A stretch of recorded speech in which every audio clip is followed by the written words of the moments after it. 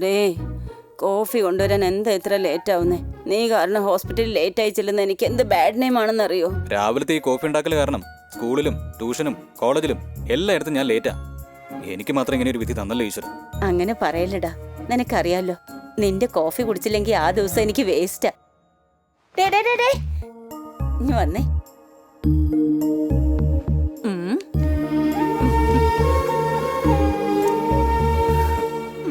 വേഗം റെഡിയാവും. കോഫി ഇപ്പൊ തരാം. വല്ല ഉണ്ടെങ്കിൽ എടുത്തോണ്ട് വാടേ, വയറ് വെച്ചണം. എന്തിനടി ഇത്? നിനക്ക് കഴിക്കണമെങ്കിൽ നീ തന്നെ ഉണ്ടാക്കിയോ. എന്ന് ഇവിടെ വന്നാൽ ഇതാ എന്റെ പണി. ഡാ, ഇന്നലെയും കോളേജിൽ എന്തോ പ്രശ്നം ഉണ്ടായെന്ന് കേട്ടല്ലോ. ഇപ്രാവശ്യം എന്റെ കുഴപ്പം കൊണ്ടല്ലേ ഇവന്റെ. ദേ നോക്ക്, ഇവൻ എത്ര കാലം എന്ന് പറഞ്ഞോണ്ടാ നിങ്ങളുടെ കൂടെ ഇങ്ങനെ ചുറ്റിക്കറങ്ങുന്നേ. ഇവന്റെ ഈ പ്രായത്തിലേ ഞാനും ഇവന്റെ അച്ഛനും പ്രേമിച്ചത് 3 വർഷം. പ്രേമോന്ന് പറഞ്ഞാ അതിന് ടെക്നിക്കുകളൊക്കെ ഉണ്ട്, അതൊന്നും ഇവൻ അറിയത്തില്ല അമ്മേ. എക്സാക്ട്ലി. ഇവന്റെ ഈ മുഖം കണ്ട ഏത് പെണ്ണാ എടുക്കുന്നത്? ഇവന്റെ ഈ ദേഷ്യവും ഭാവമൊക്കെ കണ്ട ഇവനോട് അടുക്കാൻ വരുന്ന പെമ്പിള്ളാര് ജീവനും കൊണ്ട് ഓടും. ദേ, നിങ്ങളെങ്കിലും അവനോടൊന്ന് പറ, ഞാൻ പറയുന്നത് പോലെയൊക്കെ അനുസരിച്ച് നിന്നാ നല്ലൊരു പെണ്ണിനെ കെട്ടിച്ചു കൊടുക്കാന്ന്. ആരേത്? എന്താ വേണ്ടത്? ഡോക്ടർ ശൈലജ ആന്റി മാഡം ആണോ? ആരാമേ? ഒന്ന് ഞാൻ ചോദിച്ചു നോക്കട്ടെടാ. ശരൺ മാഡത്തിന്റെ മകനാണോ? ആണല്ലോ. എനിക്കൊന്ന് അകത്തേക്ക് വരാമോ? കമിൻ. എന്താ വേണ്ടത്? എനിക്കിപ്പോ അമ്മയുടെ അനുഗ്രഹം വേണ്ടത്. ആരാമേത്? എനിക്ക് വരാൻ പോകുന്ന മരുമകളാടാ. ദൈവമേ, അവളെന്തിനാ ഇവിടെ വന്നേ?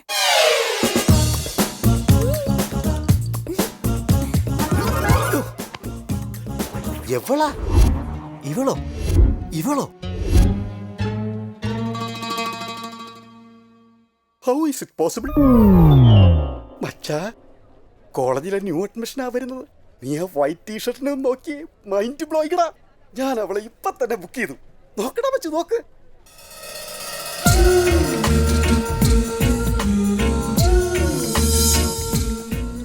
എന്നേക്കാ മുമ്പ് ഇവൻ ബുക്ക് ചെയ്തെങ്കിൽ എങ്ങനെയെങ്കിലും ഇത് ബ്ലോക്ക് ചെയ്യണം. ആരാടാ ബ്ലാക്ക് ഡ്രസ് ഇട്ടോണ്ട് വരുന്നതാണോ? Black, white colour, white with pink back, very beautiful. എന്താ നീയൊക്കെ എന്റെ ഫ്രണ്ട് എന്ന് പറഞ്ഞ് നടക്കുന്നു. എന്താ നിനക്ക് ഇഷ്ടപ്പെട്ടില്ലേ? നീ ഒന്ന് ആലോചിച്ച് നോക്കി, അവൾ ആരാ? നിന്റെ ഫിസിക് എന്താ, അവളുടെ ഫിഗർ എന്താ? നിന്റെ കളറൊന്ന് നോക്കി, എന്നിട്ട് അവളുടെ കളറൊന്ന് നോക്ക്. നിന്റെ ചിരി എന്താ, അവളുടെ ചിരി ഒന്ന് നോക്കി. മച്ചു എന്നെ പുകഴ്ത്തുവാണോ അവളെ പുകഴ്ത്തുവാണോ? നിന്നെയാണ് കോപ്പൻ. സൗന്ദര്യത്തിൽ നീ എവിടെ കിടക്കുന്നു, അവൾ എവിടെ കിടക്കുന്നു. തന്നെയാളിയാ? അതെ മച്ചാ, അമ്മ എപ്പോഴും പറയാറുണ്ട് എന്റെ സൗന്ദര്യത്തിന് പറ്റിയൊരു പെണ്ണിനെ കിട്ടിയില്ലെങ്കിൽ കോംപ്രമൈസിന് പോകരുതെന്ന്. ഐ ഡ്രോപ്പ് യു മാ. അപ്പോഴേ ഞാൻ നിന്നോട് പറഞ്ഞതല്ലടാ. നീ എന്നെ പുകഴ്ത്തുന്നത് കേട്ടപ്പോ ഈ നിമിഷം വരെ അതിലൊരു ചതിയുണ്ടെന്ന് ഞാൻ വിചാരിച്ചിട്ടാ. അപ്പൊ അന്ന് സിനിമയ്ക്ക് വന്നതും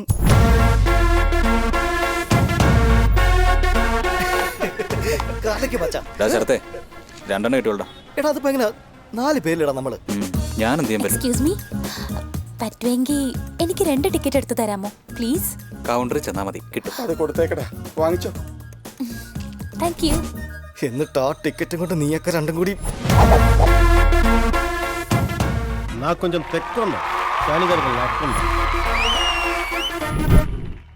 ഞാൻ ഇത്രയൊക്കെ ക്ലൂ തന്നപ്പോ നിങ്ങൾ അതൊക്കെ മനസ്സിലാക്കണ്ടേടാ. നിന്റെ അമ്മ എപ്പോഴും പറയാറുണ്ട് ഞങ്ങളൊക്കെ വെറും കഴുതകളാണെന്ന്. അത് കറക്റ്റാടാ. അതൊക്കെ പോട്ടെ, നിന്റെ പേരെന്താ? മഞ്ജു. മഞ്ജു, അത് ശരി. ദാ, ഒരു മഞ്ജുനാഥ് വിളിക്കുന്നു. മഞ്ജുനാഥിന്റെ കൊള. എന്നാ മഞ്ജുനാഥ. ആരാടാ ഇത്? രാത്രിയൊന്നും പകലൊന്നും ഒന്നും ഇല്ലാതെ വെറുതെ. അമ്മ, അവൾക്ക് ഞാൻ അല്ല, അവന് ഫ്രണ്ടായിട്ട് ഞാനേ ഉള്ളമ്മ, അതുകൊണ്ട്.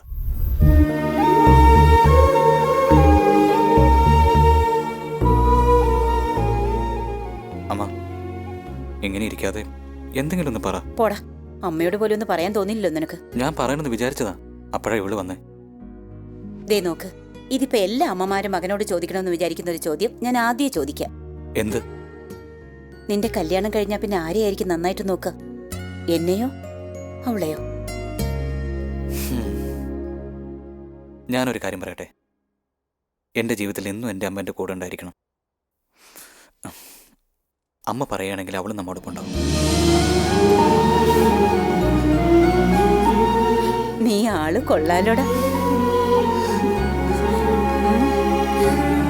ഞങ്ങളുടെ സന്തോഷം നിറഞ്ഞ ആ ജീവിതത്തിലേക്ക് അപ്രതീക്ഷിതമായി അവളും വന്നു ചേർന്നു. പക്ഷെ ശ്രീനഗർ കോളനി നിവാസികളെ ഒഴിപ്പിക്കുന്നു എന്ന അന്നത്തെ പത്രത്തിൽ വന്ന വാർത്ത എന്റെ മകന്റെ ജീവിതത്തെ തന്നെ മാറ്റിമറിക്കുമെന്ന് അപ്പോഴെനിക്കറിയില്ലായിരുന്നു.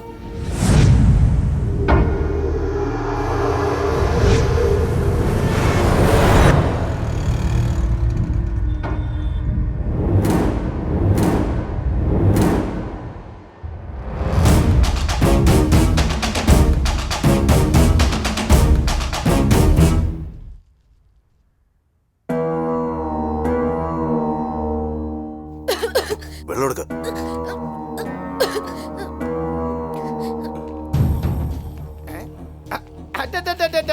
അപ്പൊ അത് ശരി, മോക്ക് ചോറ് കൊടുത്തോണ്ട് ഇവിടെ ഇരുന്നോ?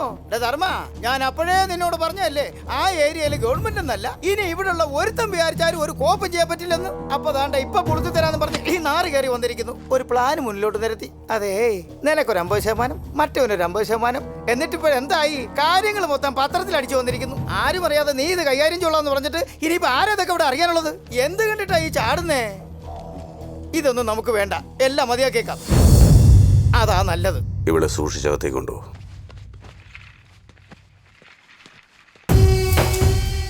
ഒക്കെ ശരിയാവും കെ പി. അക്കാര്യത്തിൽ എനിക്ക് നല്ല ഉറപ്പാ. മനുഷ്യനെ വിശ്വസിച്ചോ, മന്ത്രിയെ വിശ്വസിച്ചോ, പണത്തെ വിശ്വസിച്ചോ, ബലത്തെ വിശ്വസിച്ചോ ഒന്നും അല്ല ഞാനിവിടെ വരെ എത്തിയത്. ഭയം, മനുഷ്യന്റെ ഉള്ളിലുള്ള ഭയത്തെ മാത്രം വിശ്വസിച്ചു. അത് തന്നെയാ എന്റെ ഇൻവെസ്റ്റ്മെന്റ്. എന്തായാലും പേപ്പറിൽ റിപ്പോർട്ട് കൊടുത്തവൻ മിടുക്കനാ. കുറുക്കന് സിംഹത്തെ ഒന്ന് ചൊറിഞ്ഞു നോക്കിയാൽ കൊള്ളാമെന്നുള്ളത് സ്വാഭാവികം. എന്നാൽ അവൻ അതിനുള്ള ധൈര്യം വന്നിട്ടുണ്ടെങ്കിൽ അതിനർത്ഥം അവൻ ചാവാറായിന്ന. റിപ്പോർട്ട് കൊടുത്തിരിക്കുന്നത് ആ ഏരിയയിലുള്ളവൻ തന്നെയാ. ഡാ മുരുക, അണ്ണാ, ആ നായിന്റെ ശവമാ എനിക്ക് വേണ്ടത്.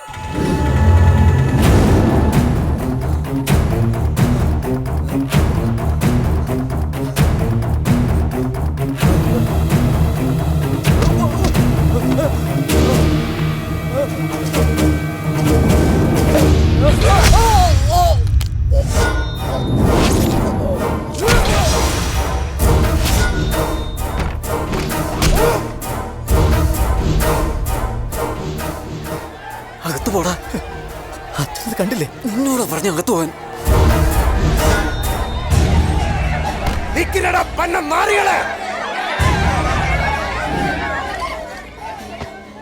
ഇവൻ എഴുതിയത് നിനക്കൊക്കെ വേണ്ടിയാ. എന്നിട്ടിപ്പൊ ഇവനെയും കളഞ്ഞിട്ടല്ല ഓടുന്നു. കൊന്നുകളയും. ഇവനെ പോലെ എല്ലാത്തിനെയും കൊന്നുകളയും. ധർമ്മക്കെതിരെ എഴുതിയ ഈ നാറിയുടെ മരണം നീയൊക്കെ കാണണം. അതുവരെ ഒരുത്തനും ഇവിടെ നിന്ന് അനങ്ങരുത്.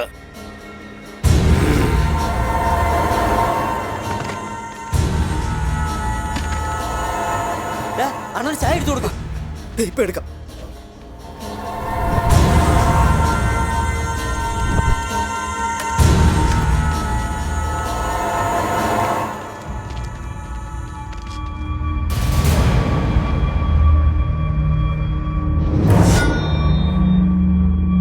നീ അങ്ങോട്ട് പോണ്ട, ഞാൻ പറഞ്ഞു കേക്ക്.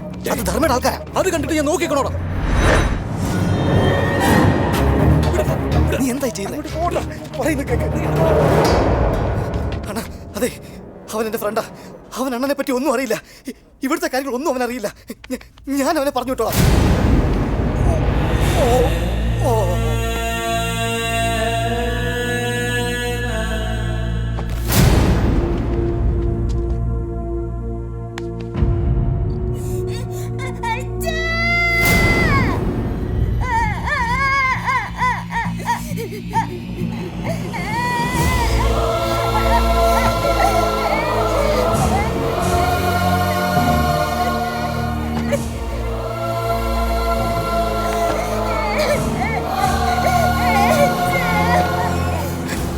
നിങ്ങൾ ചാരനെ വിളിച്ചോണ്ട് പോ.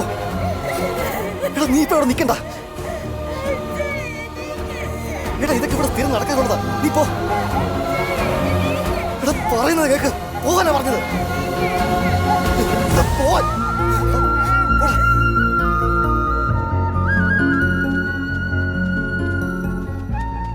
ഹായ്ടാ, നിനക്ക് എന്താടാ പറ്റിയേ? നീ എന്താ ഇങ്ങനെ വല്ലാതിരിക്കുന്നേ? കൺമുന്നിലിട്ട് ഒരുത്തിനെ വെട്ടിക്കൊല്ലുന്നത് കണ്ടിട്ടും നിനക്കൊക്കെ അത് നോക്കി നിൽക്കാൻ കഴിഞ്ഞല്ലോടാ. ആ മർഡർ ചേച്ചി ആരാണെന്നറിയോ നിനക്ക്? ധർമ്മ. അവനെ പറ്റി ഒന്നും അറിയില്ല നിനക്ക്. എതിരാളികളെ കൊല്ലാനല്ലാതെ സംസാരിക്കാൻ അറിയില്ല അവനെ. ജീവിക്കണമെന്ന് ആഗ്രഹം ഉണ്ടെങ്കിൽ അവനെക്കുറിച്ച് ഓർത്ത് മനസ്സ് പുണ്ണാക്കാതെ നമുക്ക് നമ്മുടെ പണി നോക്കിയാൽ മതിയല്ലോ. അതുപോട്ടെ, നിന്റെ അംബീഷൻ എന്താ? Politics, of course, leader. Leader?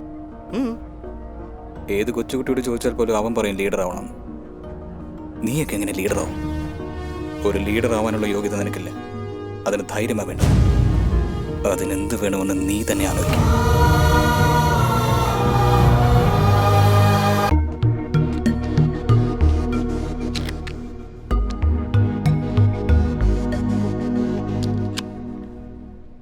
ഇനിയിപ്പൊ സ്റ്റാർട്ട് ചെയ്തോളൂ.